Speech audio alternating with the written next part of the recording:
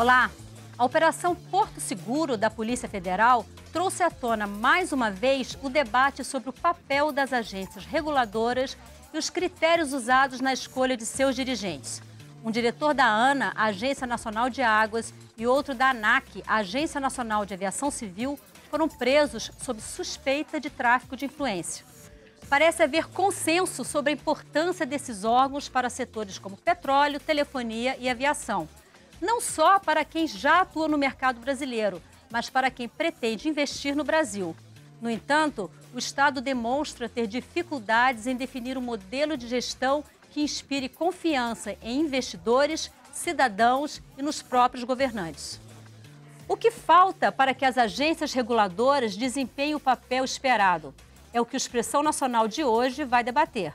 Nossos convidados são o deputado Nilson Leitão, do PSDB de Mato Grosso, o sociólogo Pedro Ivo Seba Ramalho, o presidente da ABAR, Associação Brasileira das Agências de Regulação, José Luiz Lins dos Santos, e o deputado Leonardo Pisciani, do PMDB do Rio de Janeiro. Ele foi relator da Comissão Especial das Agências Reguladoras. Senhores, muito obrigada pela presença aqui no nosso programa, que, como eu disse, vai ao ar na TV Câmara e também na Rádio Câmara. E eu quero começar o nosso debate pelo presidente da ABAR, José Luiz Lins dos Santos. A ABAR é a Associação Brasileira das Agências de Regulação. Senhor José Luiz, houve uma época em que a economia brasileira estava em grande turbulência e que se costumava dizer que ministro da Fazenda bom era aquele que não aparecia no noticiário.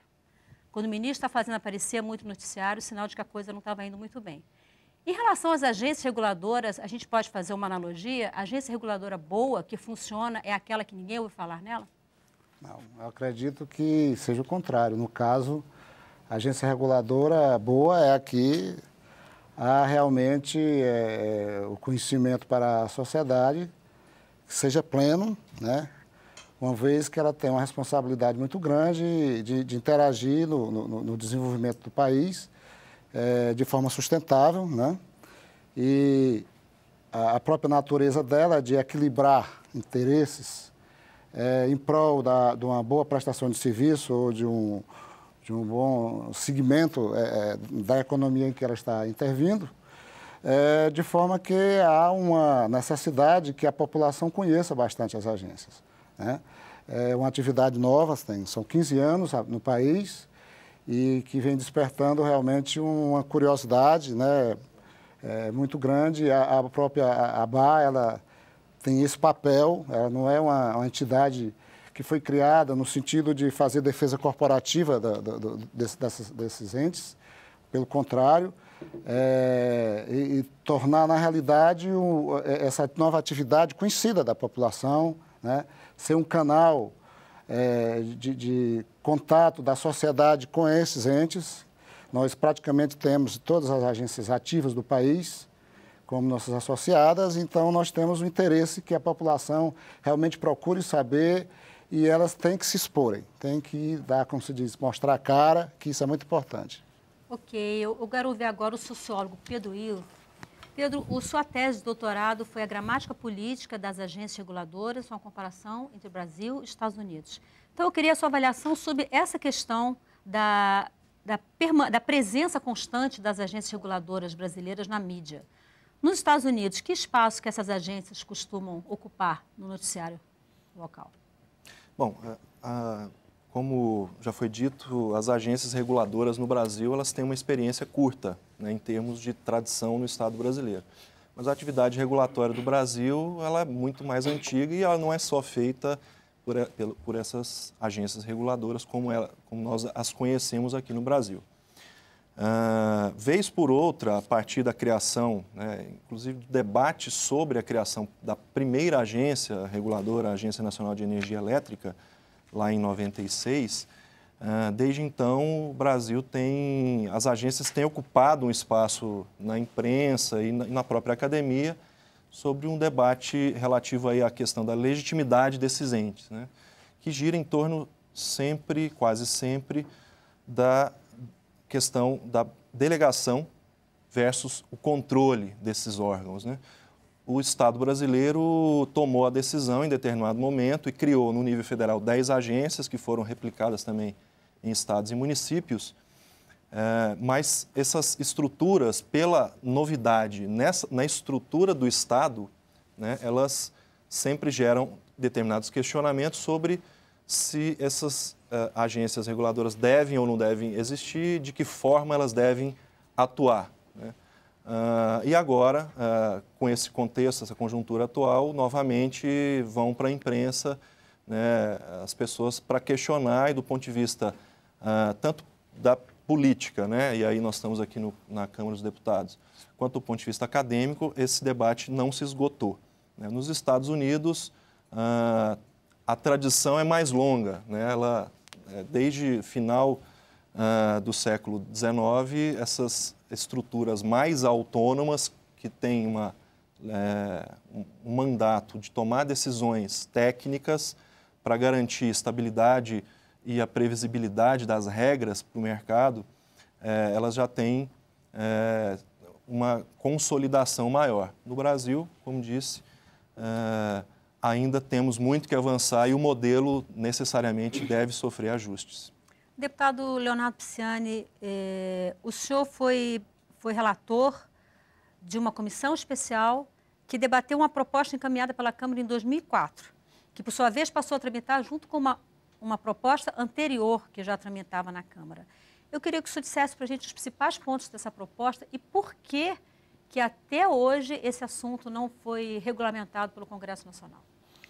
Olha, é uma proposta de 2004, proposta de autoria do Poder Executivo, enviada pelo presidente Lula, naquela época, ao Congresso Nacional, e que tinha por objetivo, o primeiro, ter uma espécie de unidade na legislação das agências reguladoras, ter um marco regulatório das agências, uma vez, naquela época nós tínhamos 9 agências, ainda não existia a ANAC, que foi criada posteriormente, e cada uma dessas agências tinha sido criada num momento diferente por uma legislação diferente. Então, o primeiro objetivo era ter uma legislação geral que fosse comum a todas as agências. E, com isso, facilitar a compreensão pela sociedade do papel das agências.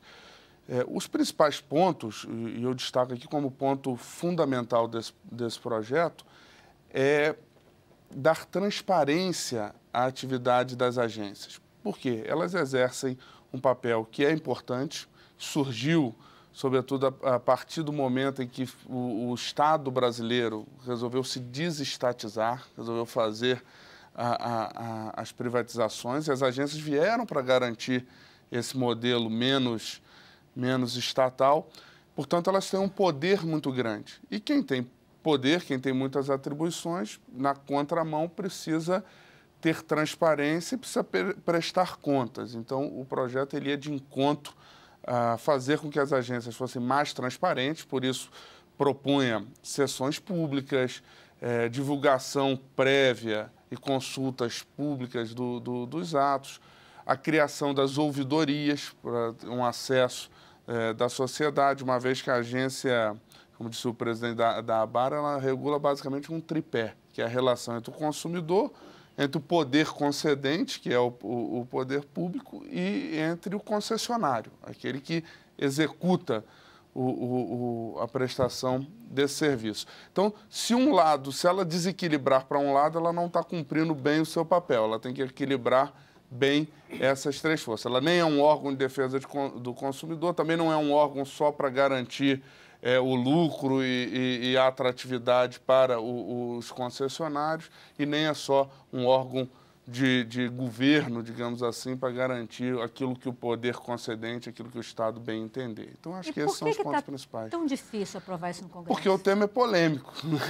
E, como polêmico, há dificuldade na sua tramitação. Há todo um debate ideológico em torno do tema, em torno do surgimento das agências, que cria aí paixões e dificulta a tramitação e a aprovação da matéria. Deputado Nilson Leitão, o Brasil está passando, a situação econômica do Brasil, ela passa por um momento de relativa dificuldade, né? O PIB não está crescendo como esperado, Não cresceu no ano passado, como eu esperado. Esse ano vai crescer, ao que tudo indica, menos ainda do que no ano passado.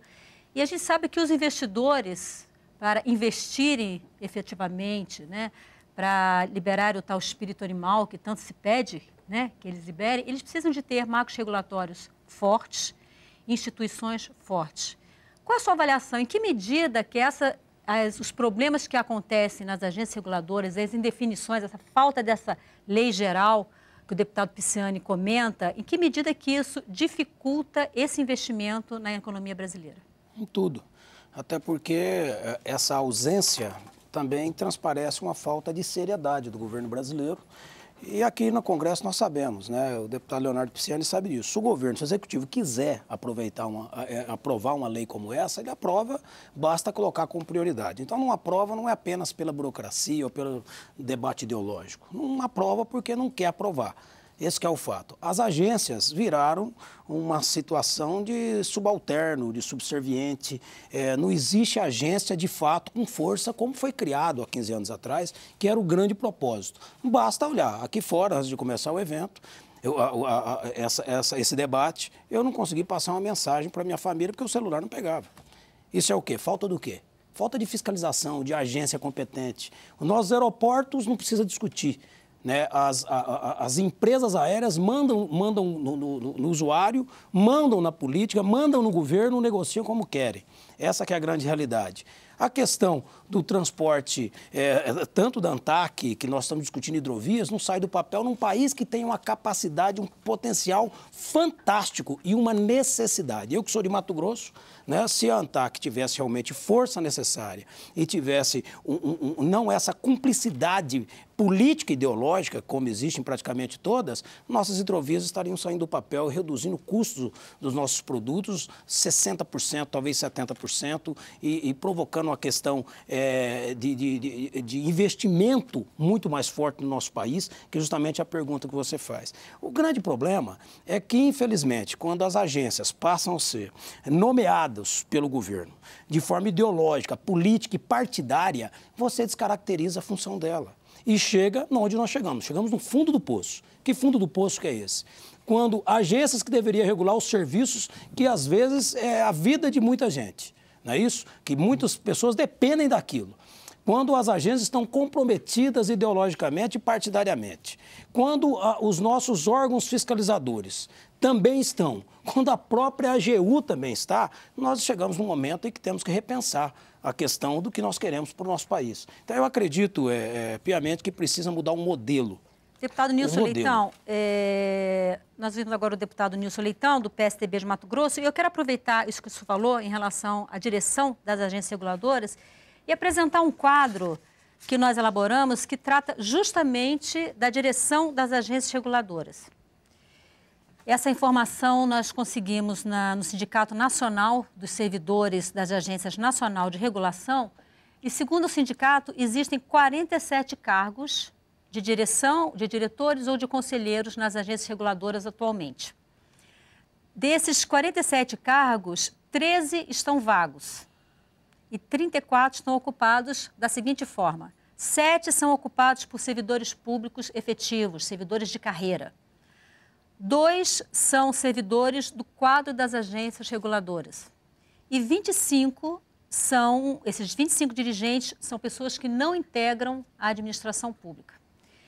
E aí eu quero entrar nessa discussão exatamente sobre a composição da direção das agências reguladoras. Eu estou vendo que o presidente da ABAR já se manifestou, que quer falar sobre isso.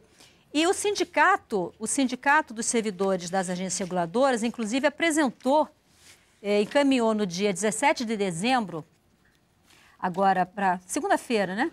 Para a ministra-chefe da Casa Civil, Gleisi Hoffmann, encaminhou uma proposta de decreto que trata exatamente da nomeação, né, dos diretores das agências reguladoras. E a proposta deles é que seja apresentado, pelo menos 3/5 do colegiado deve ser composto por servidores do quadro de pessoal permanente das agências reguladoras. Essa é a proposta do Sindicato Nacional dos Servidores das Agências de Regulação, que seria encaminhada uma lista tríplice para a Presidência da República, para o Ministério a que a agência tivesse vinculada, para que houvesse, a partir dessa lista tríplice, elaborada a partir da eleição feita pelos próprios servidores da agência, pudesse ser escolhidos os diretores. E eu quero saber a sua opinião. Qual a melhor forma de indicar esses dirigentes para as agências reguladoras? Bom, Maristela, sobre isso, realmente, na hora que você tocou nesse assunto, eu acho que é o mais importante assunto, talvez, a gente debater aqui. Nesse momento em que você abriu o programa com uma manchete em que exatamente dirigentes das agências eram alvos de comportamentos não republicanos, né? E que estão trazendo indevidamente uma imagem desgastada para a atividade regulatória para as próprias agências, quando, na realidade, o que se sabe é que esse comportamento foi inteiramente de cunho pessoal. A gente já sabe que as atitudes, né, esses atos que motivaram essas questões não dizem respeito diretamente às atividades regulatórias das agências, até porque uma vantagem das agências é que as decisões são colegiadas. Então, é difícil que um diretor possa colocar, por unanimidade, qualquer ato que seja indevido, aproveitando disso. Então, com relação à questão aí da escolha dos dirigentes, né, porque esses dois dirigentes, os três, né, foram escolhidos de forma indevida. O próprio dirigente da ANA, as manchetes na imprensa toda relata como o processo se deu, de uma maneira assim quase doméstica, né, de tratar uma questão tão importante para o país. O presidente Lula, ele trouxe um bem muito grande para o país no momento em que ele encaminhou esse projeto de lei, que a gente lamenta. Eu quero dizer que, de fato, o que está faltando é apenas um pouco de boa vontade do governo para colocá-lo como prioridade, porque sabe-se que está, salvo alguns pontos específicos que o Fórum das Agências Federais ainda desejam rediscutir, está plenamente atendido no trabalho realmente que o deputado Leonardo fez. Inclusive, a gente acompanhou, a ABA foi partícipe muito forte nesse assunto. E com relação à parte que eu diria ruim da história, é que durante o processo das discussões, que foi muito bom porque apareceu a regulação no país aos olhos do próprio parlamento, houve uma leniência na escolha de alguns dirigentes. Não posso dizer todo, diria até a minoria, mas que uma minoria que, de qualquer maneira, causa esse prejuízo. E o governo tem, eu tenho aqui, eu quero até passar para os deputados, uma proposta, né, estudada pela Fundação Getúlio Vargas, dentro do programa que o governo federal tem na Casa Civil de melhoria da regulação, como fazer a escolha de dirigentes, que, por sinal, foi até inspirado na metodologia utilizada no estado do Ceará, na agência do Ceará, em que há previamente, por um comitê, uma seleção de pessoas aptas a atingir aquele cargo e daquele nome o presidente da República indica. Seu José Luiz, dentro do trabalho. A grande verdade é que se para contratar servidor público no país, deputado Nilson Leitão, PSDB de Mato Grosso, qualquer prefeitura tem que fazer concurso público. Você não pode contratar ninguém, a não ser por 6 meses, se for em caso de calamidade. O problema é que o governo federal brinca com a própria lei. Está ali claro, se fizer concurso público, em cima do concurso público, poder ter o próprio presidente da agência, que for um funcionário de carreira, qualificado, capacitado, aquele comprometido com aquela agência e com o país, não terá esse problema. Vai mudar presidentes, mas continua funcionário de carreira. Fatalmente mudará tudo isso. Deputado Pisciani, eu queria ouvi-lo sobre isso e aproveitar e fazer uma pergunta para o senhor. O senhor acha que a sabatina, da forma como ela é realizada hoje pelo Senado Federal, porque esses dirigentes passaram por uma sabatina... Não, mas foi negado. No Senado Federal. O do Polo foi negado, inclusive... Mas depois foi aprovado. Não, foi. Como é que ele tomou posse indicações e tem mais aqui, ó. Foi negado 2 vezes, na terceira vez ele foi aprovado. Para provar que o descalabro diz o seguinte, ele fez uma consulta à Comissão de Ética da Presidência da República. Está aqui o documento assinado pelo Américo Lourenço Massetti Lacombe, presidente da Comissão de Ética da República, Ética Pública, perguntando se ele poderia acumular cargos, que ele estava na Companhia DOCA do Estado de São Paulo, na área administrativa, como conselheiro administrativo, membro do Conselho Administrativo, se ele poderia também estar na ANA. Foi dito que não. Ele reiterou a consulta, foi dito que não novamente. Quem nomeou ele não respeitou nem a comissão de ética da própria presidência da República. Pois é, aí eu quero ouvir, então, deputado Pisciani, a pergunta que eu lhe fiz. Você acha que, da forma como o Senado Federal vem realizando as sabatinas, e aí não só dos dirigentes da ANA, né? E tem várias outras sabatinas que são realizadas pelo Senado Federal. O Senado tem a atribuição constitucional de fazer várias sabatinas, exatamente, de ministros dos tribunais superiores, de embaixadores do Brasil e também dos dirigentes das agências reguladoras. Precisa haver alguma mudança para que isso chegue a bom termo? Eu creio que o primeiro é necessário que os critérios para a nomeação sejam claros. Quais são os atributos que alguém deve ter para ser dirigente de uma agência reguladora no Brasil? Quais são os requisitos mínimos? Isso é que o Senado, na sabatina, deve verificar. Se esses requisitos de conduta ilibada, de notório conhecimento daquele setor em que ele vai atuar, eu acho isso é importante. Agora, não suprime a necessidade de transparência. Por quê? Porque desvio de conduta pode acontecer. Pode acontecer com um servidor de carreira, pode acontecer com um servidor externo que foi nomeado.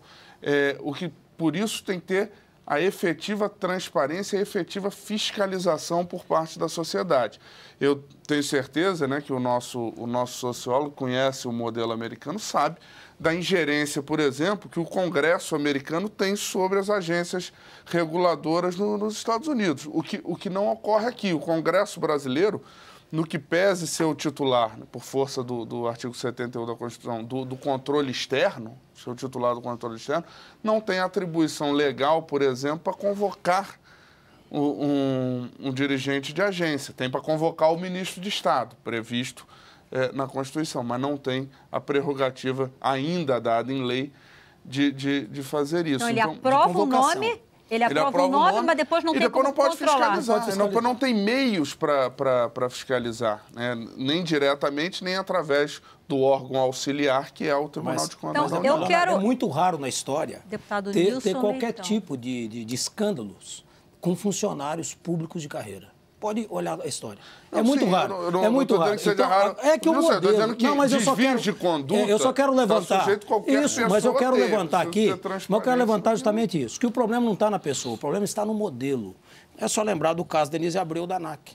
É só lembrar de outros casos que tiveram. Esse caso aqui, é um caso típico de alguém ligado à presidência da República, com amizade, com intimidade, com liberdade e com outras atribuições para indicar o nome. Um absurdo que está acontecendo com a nossa República. Então, o modelo está errado. O modelo é de que a República pode tudo. Quem está no comando da República pode tudo. Isso que está errado, tem que ter critérios. Como eu disse, os critérios para nomeação devem ser claros.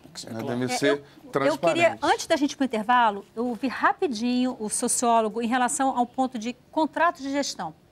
Se houvesse contrato de gestão firmado entre o governo, o ministério, que é responsável por aquela agência está ligada, e os dirigentes daquela agência, haveria mais responsabilidade por parte dos seus dirigentes em relação ao cumprimento daquilo que lhe é devido? Eu acredito que sim. E existem algumas agências que firmam contratos de gestão com seus ministérios supervisores.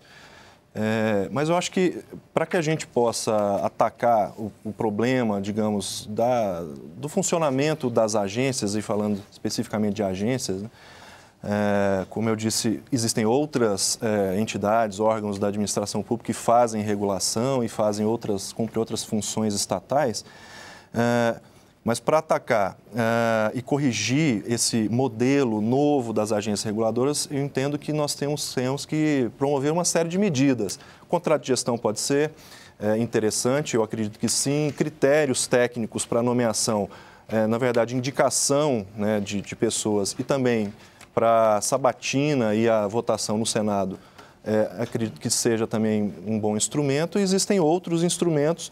O deputado Leonardo Pisciani chama a atenção para um grande e complexo, que é a questão da transparência, da prestação de contas desses órgãos, né? Isso, acredito que seja um remédio bastante útil para que a gente tenha um serviço melhor, mais bem prestado por esses órgãos de Estado, que tem que se ajustar também à estrutura mais geral do Estado brasileiro. Ok, senhoras, vamos fazer um breve intervalo. A gente volta já já. O Expressão Nacional de hoje está debatendo a forma como as agências reguladoras estão sendo administradas e como melhorar essa gestão. No próximo bloco, nós vamos falar um pouco sobre o contingenciamento de recursos dessas agências. A gente volta já já, não saia daí.